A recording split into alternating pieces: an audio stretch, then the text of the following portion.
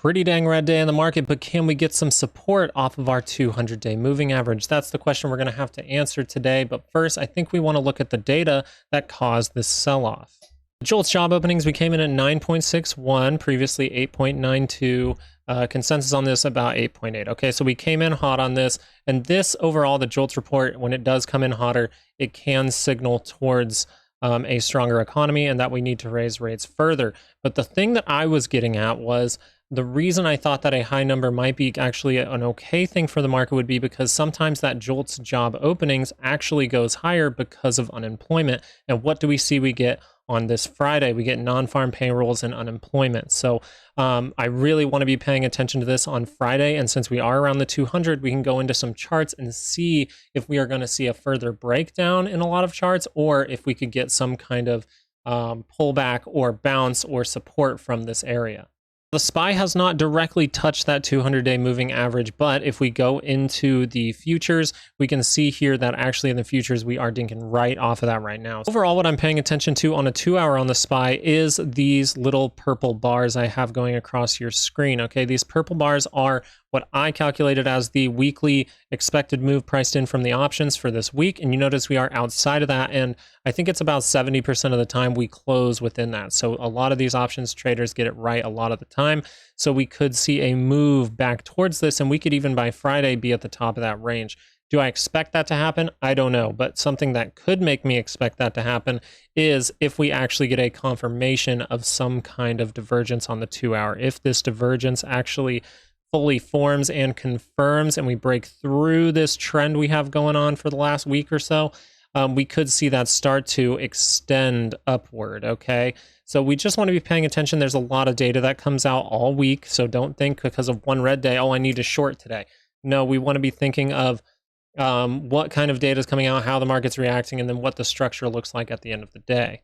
The other thing I just wanted to point out on the SPY is that we actually do have a daily oversold reading, okay? So we don't want to be necessarily shorting at these levels. Sure, once we start to get out of our weeklies and maybe even out of the monthly, that's a crash scenario can happen. But overall, we are oversold, and it would not be prudent to take shorts at this point in time.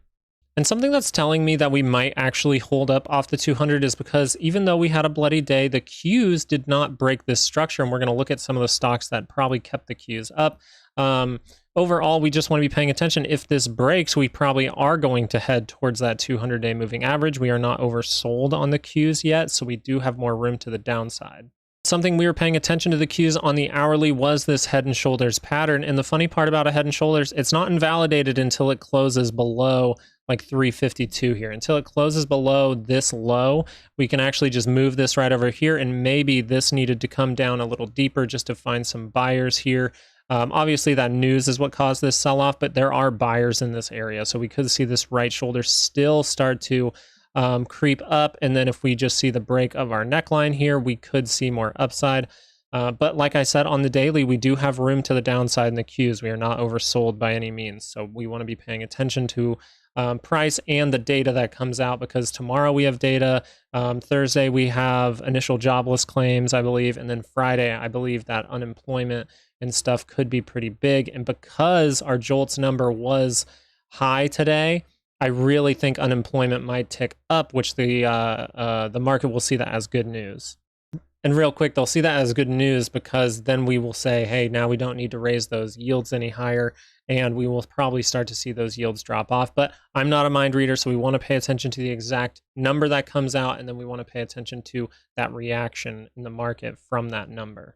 Is this just a reaction to a piece of data, and that's not the actual direction we want to go? Because Apple is holding up in its purple zone. If Apple closed below its purple zone, then we could see the Qs start to break lower, and then we see that full crash start to unveil. But as of right now, Apple is still in that purple zone, so we're still waiting for that firm break to the downside or a firm break to the upside. And something pretty cool we could see on the bullish side for Apple is if we do get a solid amount of ground here, we could see this move for a while, because you'll notice we have a low and a actually a higher low here on the MACD, and then we have a low to a lower low. So we do have this divergence. If this does cross, this will have some steam behind it. So we want to be paying attention. Don't let one red day shake you out of, your thought process and how you do things with your trading, okay? And see, as I click around to these other stocks, you're just going to see we're still not breaking down in these big stocks. And if we were in crash, scenarios here, we would see huge breakdowns in these types of stocks. So the Magnificent Seven is probably maybe going to hold up this market depending on that data. But you notice we're just getting more tests of this neckline here. So right when we see that reaction above these highs, we are going to expect some strength coming out because we've retested this a few times. And the only thing is, if we start to break this low here, you're going to head to the bottom of that triangle most likely. Amazon, kind of a similar story to the Qs, okay, on its head and shoulders here. So we did say this is a left shoulder, head, and then right up here we were saying maybe this is its right shoulder. Today we did come below, and since we didn't go below the previous low here, the low of the head of our head and shoulders, but this is not invalidated. This can be a right shoulder to then push us to the upside. We want to just be very careful. I'm personally not taking any trades right now. I am investing in TLT because it's at my point where I like to invest. But other than that, I'm just waiting for a bounce and to see which direction the market really wants to go in the next few months. On NVIDIA, you did see this big upward move. Sure, it's not the best. It's kind of a wonky, upward move, but overall, it is an upward move, and we went to overbought territory, so we needed this to come off. That's all it did. Now we're not in overbought territory anymore, and maybe we can make another move higher. Overall, we're looking at this as kind of a, this nice little cup with a handle on the end, and if this is able to break out of something like this, we would be seeing more upside in NVIDIA. On NVIDIA, we could head up and make that full right shoulder up towards this gap, or we could even go touch, on the bullish case coming up into here between these two highs, that little trend. Right now, we do have a pretty decent red day, so if this still on the bear side starts to break the neckline, that's when all bets are off. I don't know if that'll necessarily happen. What I'm seeing right now is just a pullback in NVIDIA. I'm not seeing a super crash. I mean, NVIDIA has gone up like 200% this year. If this stock was crashing, you would see a 5% move in a day. But remember, we said it was either the tech stocks are wrong or the bond market's wrong. And I usually side with the bond market. And it looks like I was kind of right because these yields are still going up and up, which means TLT is going down and down. And we just need this to quickly come off if we are going to see any kind of bounce in this market. Maybe, just maybe, that unemployment data will come out this Friday and that'll give us some kind of bounce. On the opposite side of that, TLT looks like it is in a free fall. And the only level I have marked on TLT right now is 82.50. And that's just because these were the lows back in 2007 before we got that ultimate crash. But if we do come into these levels, I would be looking at a good point of entry for an investor. And I want to try to find some structure on TLT, but overall what we're seeing is just a free fall. Okay, this thing is not creating any divergences. I mean, you could consider one down here on the RSI, but really you're just staying oversold for a very long time. So this could continue all the way down to that 82.50 level before we see any traction. But if we start to get some data over the next few days that shows that the Fed kind of has been doing its job, then we could see this recover pretty quickly. All right, and since you stayed to the end of the video, you get the VIX, and the VIX could be hinting at something here. We went up above 20, and then we ended up closing below it. We are above that 200-day moving average, so it makes sense for us to get some more downside if we are able to see this VIX keep popping above 20. The fact that we didn't close above 20 could be a hint, and the other hint could be the VIX was up by 12.39%, which means that we have an update coming.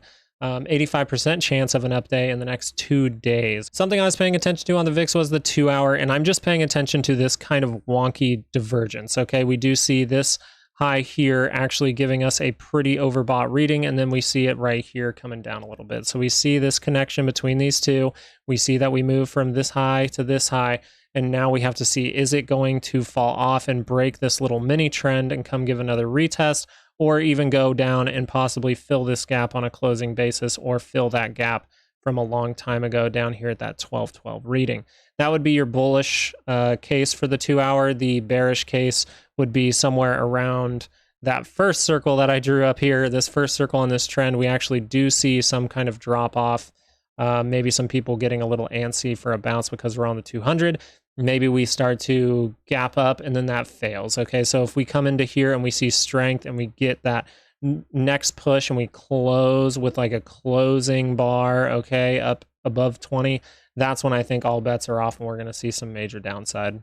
And something else we can just look at real quick is the volatility of the volatility. That would be the VVIX here. And you can see that the same thing is showing a little bit cleaner on the VVIX. Okay, so we do have this high and a higher high, and we do have a high and a lower high. So we see that divergence forming here, and we have that divergence on the RSI. So we want to wait till that confirms. But if that confirms, then I am expecting some kind of bounce in the market. I know it's a bloody day, and we have a ton of data coming out, you know, this week and next week. So we want to pay attention to that data, but we need to be aware of the structure that's forming, because if that data comes out good for the market, we could see a big bounce. The main takeaway from this video is we did get a red day, okay? And we went down to that 200-day moving average, and now we are seeing some signs that we could get a bounce. And I'm not convinced that this is necessarily the crash, because we are in an upward move for the whole year. And at the same time, tech stocks, like things like the Magnificent Seven, are not breaking down below their previous lows. So that could be a little hint that we do have a few more buyers in the tank to push this thing up. And then we just want to pay attention to the data as it comes out throughout the week, but especially how the market reacts to that data. I hope you guys have all the luck in the world trading tomorrow. Good luck. Have a good night. Peace.